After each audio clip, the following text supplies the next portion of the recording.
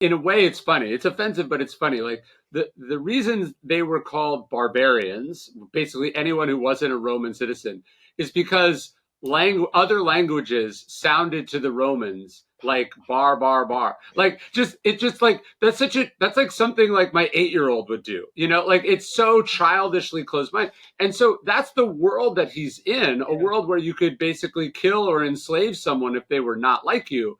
So again, to get this kind of not just occasional, but this persistent cosmopolitanism and a sense of a common good and a sense of interconnectedness is really a remarkable feat for again an isolated, uh, basically imperialized, worshipped as a god human being in in Rome. It's almost unbelievable that he could get anywhere close to this kind of empathy or connection to other people. Yeah, it really is. There's an interesting the character of Lucius Verus, who's his sort of, I guess, adopted brother, who becomes co-emperor with him, Yeah, who seems so much the polar opposite, which is always a little suspicious, I think, isn't it? I think we do this a lot in life. You know, I think a lot of our arguments with our partners over whether or not we should do this or whatever. A lot of the time, you're sort of you're outsourcing your yes, the bit of yourself you're not projecting. sure about. Like you kind of maybe want to get another dog or whatever it is, and they want the dog, and then it becomes they want this, I want that, and actually you're not. You've just polarized the conflict within yourself. And Sure.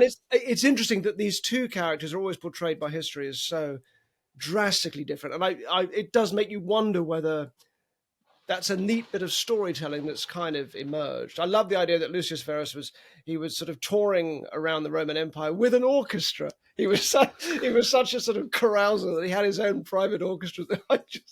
I love that. I want to know more about him. I want to read his meditations. Well, you do get the sense that Marcus at least loves him and appreciates him. So they couldn't have been. It couldn't have been the caricature. Clearly, I think as Marcus was growing up and Antoninus was sort of preparing his way, it does seem like Lucius was getting the back seat quite a lot. But he is surprisingly fair towards him, whilst seemingly acknowledging that he can see his weaknesses and keeps him safely out of the way when he needs to. Again, it's very part of a very touching portrait. But also, I just wonder whether you look around for any hint from other writers that maybe Marcus wasn't quite this dignified character, but nothing really emerges to burst the bubble. I don't know if you've come across anything that I undercuts mean, it. the only thing is of course Commodus. You know, I'd like to read Commodus's meditations. Yeah, You know, like what is his read on his father and how does one follow from the other? Um, yeah, to me, like people sometimes ask me if I could meet Marcus Aurelius, what would I ask him? I feel like that's the first place I want to know so much about that yeah. because it's so vexing and dark and confusing, and it's something we don't know that much about. The, the inter the interplay between famous fathers and at this point famous mothers. I mean, Queen Elizabeth is a great example.